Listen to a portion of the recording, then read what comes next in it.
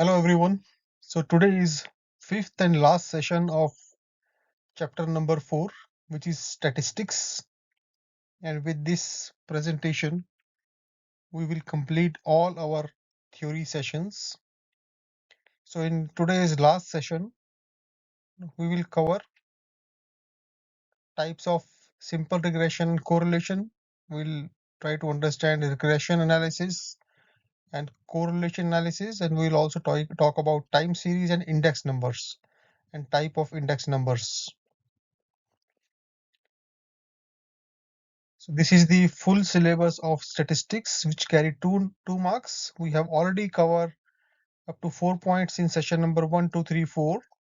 And in today's current session, we are going to cover these part of the syllabus, which is simple test of significance, regression, correlation, multiple correlation coefficient, time series, and index numbers. Sometimes a numerical or an example may come out of correlation analysis or coefficient of correlation. Examiner may ask you to calculate correlation coefficient with a given data, or sometimes examiner may ask a theory question on index number or time series, or maybe sometimes a numerical on index numbers as well.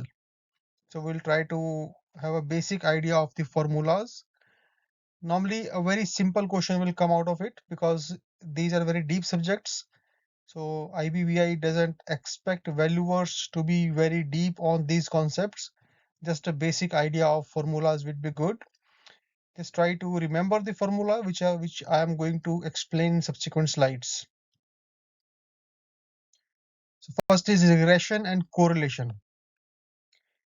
So regression and correlation is a deep subject again, but here we are going to cover it just from IBBI exam syllabus. Very basic idea.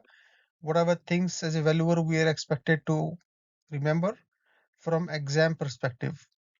So basically as a valuer, sometimes we have to make a relationship or understand a relationship between value of an asset in a specified locality and average family income in that locality. So that's analysis that as a valuer we are required to do. That's why this topic has been covered in IBBI exam syllabus. So regression analysis shows the nature of relationship between two variables. So the regression analysis talks about nature of relation: positive, negative, linear, direct, indirect, inverse. And as per IBBI syllabus, only these two type of regression analysis or regression relationship is to be covered, which is direct linear and inverse linear pattern only, because these are very basic type of regression analysis. We are not going to cover this direct curvilinear, inverse curvilinear, and inverse linear with more scattered, no relationship. These are not covered in IBBI exam. Only any of these two may come in question. Sometimes examiner may show you a graphical picture and may ask you what type of relationship it is. So simple theory question. And correlation analysis, it determines the degree or strength of relationship. So this talks about nature of relationship. So this is the keyword, and this determines strength or degree of relationship. What is the degree of relationship between these two variables x and y? Let us understand with the help of examples in upcoming slides. So regression analysis, it is a process of constructing a mathematical model or a function to predict one variable with the help of other variable. So we have one variable and we have to predict value of other variable with that. The most elementary regression model is called simple regression, and it is also called as bivariate regression involving two variables only. So don't confuse between these two terminologies. Examiner may use these two terminologies, simple regression and bivariate regression, interchangeably. So bivariate, you can remember by two, right? Two variables. Bivariable, two variable. Just remember with this. Simple regression, two variables. This is the basic formula of calculating a dependent variable. y is dependent variable and the x is independent variable. So dependent, we have to forecast or predict dependent variable with the help of independent variable, which is called predicator. So, and the population y bo is population y intercept, which is calculated with the help of this formula.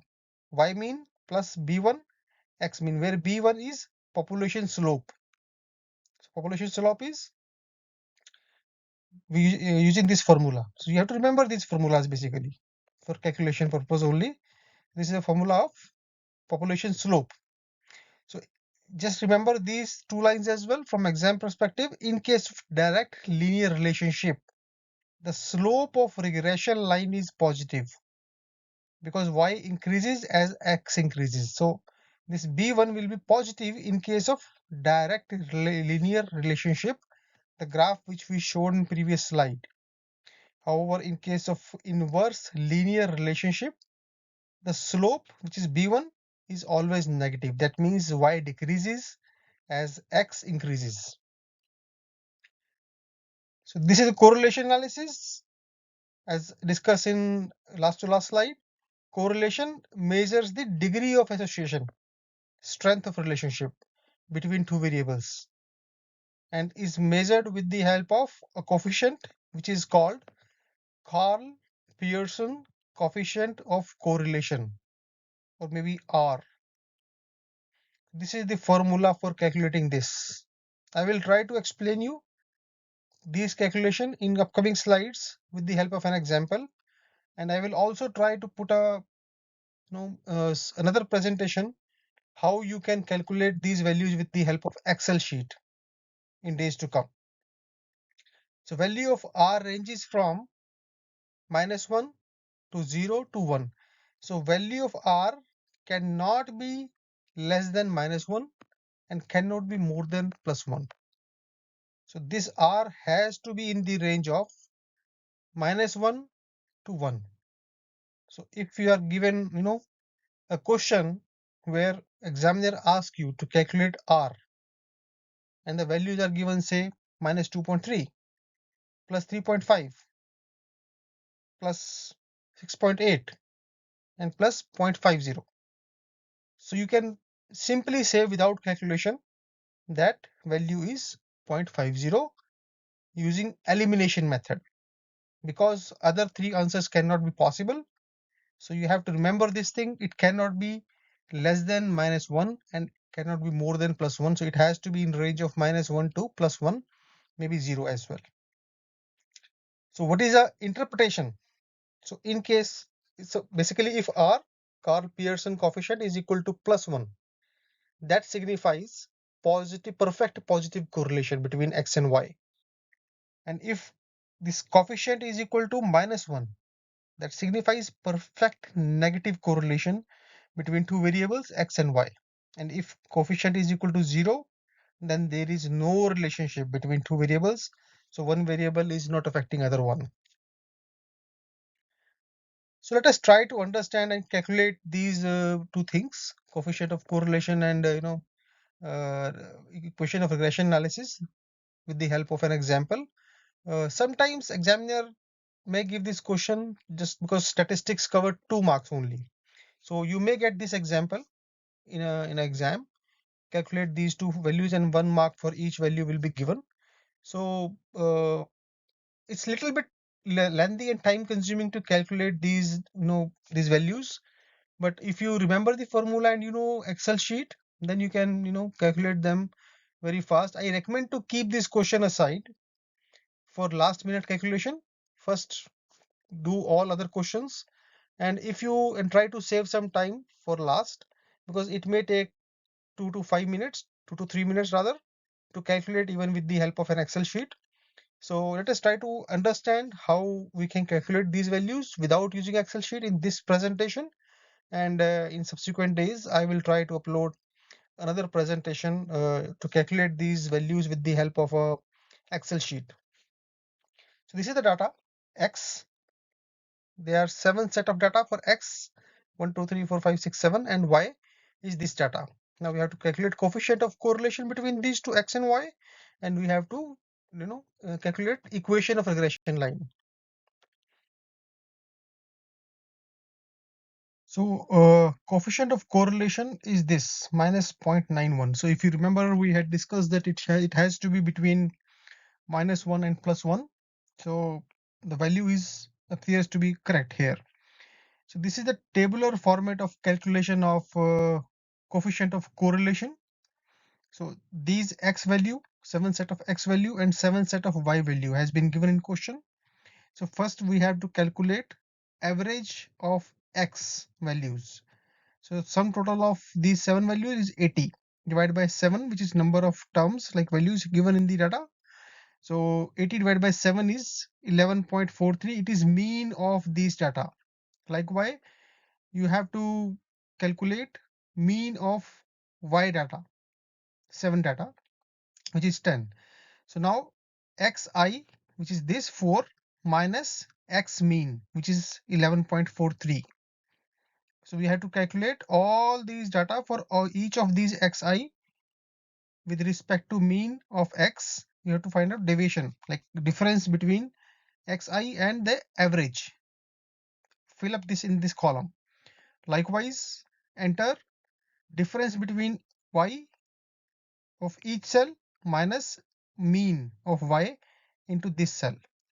Then just multiply, do square root of multiply this thing with it, like square root. So 7.43 square root is equal to 55.20. Likewise, enter all these data into this cell using this formula. So it has to be positive always, just remember. And then square root of square root of these values. These are again positive. Then sum total of these column is 233.71. Calculate this one. And sum total of these values 124.00. These are the two values. And third is multiply this column cell and this cell. 7.43 multiplied by 8. So it is minus 5 points. So here, impact of plus minus will come. So if both values are negative here, it's like here, minus 0.443 multiplied by minus 2. So minus multiplied by minus is equal to plus. So 0.86. So you have to remember this thing. And then sum total of all these values is 155. So now we already have remembered formula for coefficient of correlation, which is nothing but this value divided by square root of multiplication of this value and this value. So you see here minus 155 from this value, and then square root of 233.71 from here, and then multiply by 124 from here. So if you calculate these things with the help of a calculator or maybe Excel sheet, you will get this value, which is 0.91 minus with minus sign. So it has a negative correlation. X and Y have a not perfect negative, but still near perfection. They have a negative correlation between them. So to calculate regression line, so we have to calculate some additional information like population slope and B0, which is population y-intercept. So population slope is equal to, this is the formula we have already understood, xi minus x mean, yi minus y mean. This value 155 we have calculated in the last column of the previous table, given previous page. And this x mean minus raised to power sum total of this value is also being calculated in the last table, 233.71. So the value of slope, population slope, which is equal to b1, is equal to minus 0.66. So we have already done these calculation in the table given previous slide. And population y-intercept is nothing but y mean plus b1 multiplied by x mean. So y mean we know it was 10 as per previous slide, and then b1 here minus 0.66, and mean of x values is 11.43 as we calculated in the previous slide. So net value of B0 is equal to 2.42. And we know regression line formula is this. This is the formula. Y is equal to B0 plus B1 multiplied by X. So this is, if we enter value of B0 and B1 in this equation, we get line of regression line which is equal to 3.05 minus 0.66x. So multiple regression and correlation, normally numerical doesn't come out of it. Just for academic and theory purpose, just remember 2-3 lines about this thing. Rare you will get a question on it, but still it's a part of course. That's why I'm putting one slide on it. So we can use more than one independent variable to estimate the dependent variable to increase the accuracy of the estimate. This process is called multiple regression and correlation. So if we are using only one set of one variable to make to forecast another variable, then it's a simple regression. If you are using multiple independent variable, then to forecast a property value, say for example, then it's a multiple. Because of limited marks given to this subject and paucity of time, numerical or maybe numerical never come out of this topic.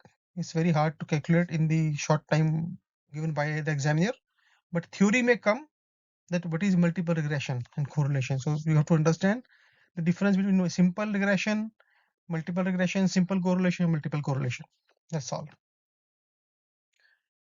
Next is time series.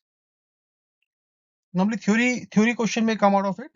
So you have to understand what is time series analysis. Is for theoretical purpose.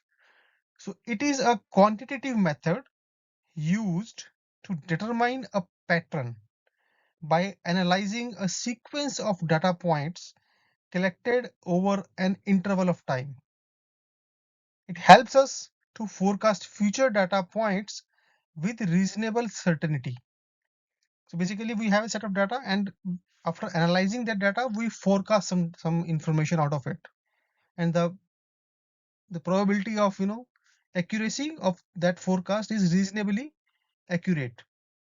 There are basically four type of uh, trends or variations involved in time series analysis. So first is secular trend, cyclical fluctuation, seasonal variation, and irregular analysis. So theory question may come out of these, that what is the meaning of any of these time series analysis, or maybe which one is not a time series analysis. So examiner may give 3 out of it and one will be something different. So you have to remember just one slide, then you will be good with this time series analysis topic. So what is secular trend? The value of the variable move in one particular direction. So the data pattern of data which is given that moves in one particular direction over a long period of time, either increasing or decreasing. So we get a standard trend. If we get data and which it is a standard trend, it is called secular trend of time series analysis. Cyclical fluctuation. The most common type of cyclical fluctuation is business cycle. The time between hitting peak and trough should be minimum 1 year and can be as maximum as 15 to 20 years. So complete cycle of like a boom and recession in an economic cycle is a sample is an example of cyclical fluctuation.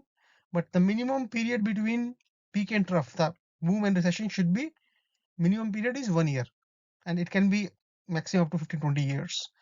Seasonal variation. The seasonal variation involves patterns of change within a year that trend to repeat from year to year.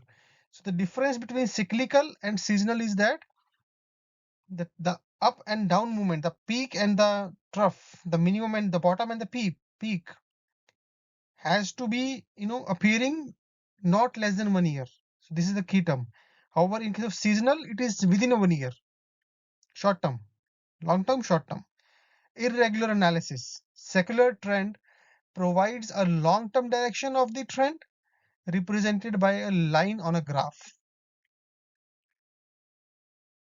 Last topic is index numbers. So index number measures the percentage to which a variable changes over time. And the basic formula of calculation of index number is nothing but very simple. Current value, base value, divided by base value multiplied by 100. That's the index number. We'll understand with the help of example and what type of index numbers we have. And 1 marks question may come out of any of these type of index numbers in exam as well. So basically there are 3 types of index numbers. First is price index, quantity index, and value index. So price index is the most commonly used index. It compares levels of prices from one period to another. For example, CPI, Consumer Price Index, and WPI, Wholesale Price Index, etc. Quantity index, it measures change in number of quantity of a variable over a period of time. And the value index, it measures change in total monetary value. So it basically combines price and quantity both. For example, so like if we see what is the price of a car, right? So what is the average price of a car? Say maybe Alto, okay, or maybe Maruti. So what is the average price of a car in India?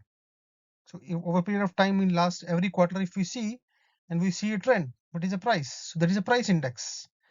If we see what is the number of sales of units of car, we're not talking about price or number of production of cars, so maybe number of production of sales or sales of car every quarter, that is quantity index. But if we multiply the amount of sales, so price, average price multiplied by average number of units sold is value index. So that's the difference between these 3. So example of value index is nothing but cost of living index. So please remember, if examiner give you this CPI, WPI, it is a price index, not a value index. But cost of living index is value index. That is important here. So weighted average aggregate index. It is the simplest form of composite index in which all values considered for calculation of the index are given equal weights.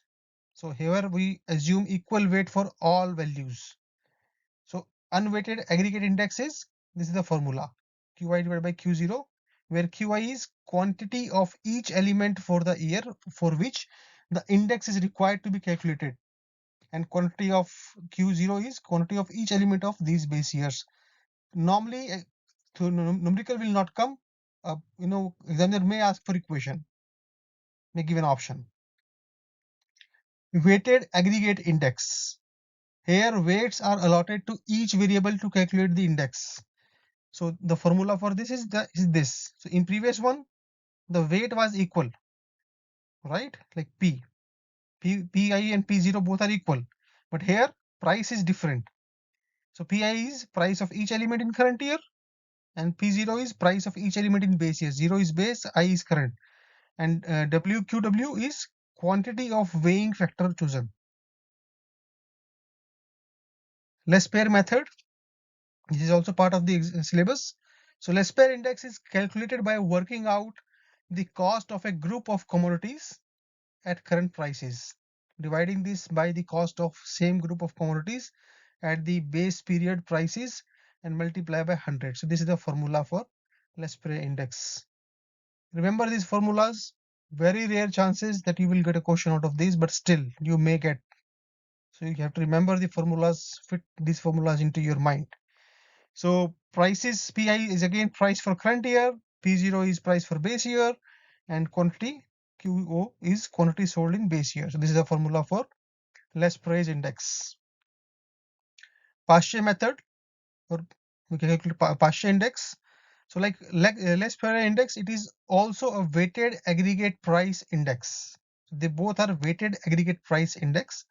However, quantity considered in this method are pertaining to current year. So in the Laspeyre method, we had considered quantity as per base year, but here we are considering current year. So that is the difference between Laspeyre and Paasche.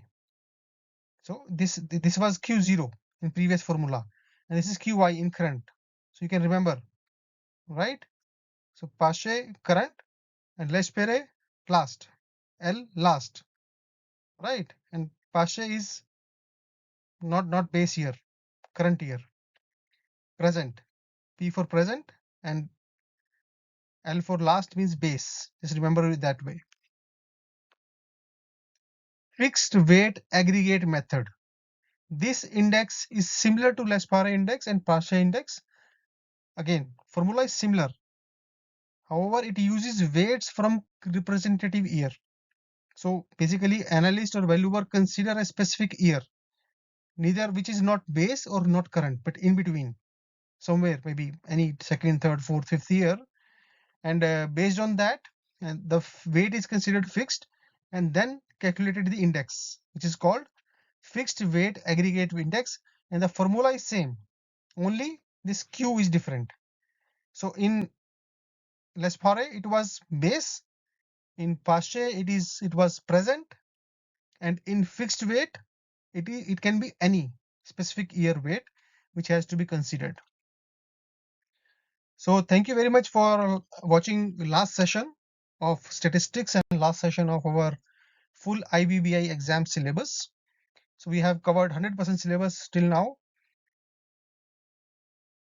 Now we are going to start our series on Excel sheet, right? So before we move to next session, and which will cover, like in upcoming session, we will try to understand usage of Excel sheet. I'll try to explain examples and case studies with the help of Excel sheet, by doing comparison between without Excel and Excel in days to come, and upload on the YouTube channel. So please subscribe to the channel and give thumbs up, like the video, so that I get motivation for making and putting more videos on the channel, and do share with your friends so that other can also get benefited. Thank you.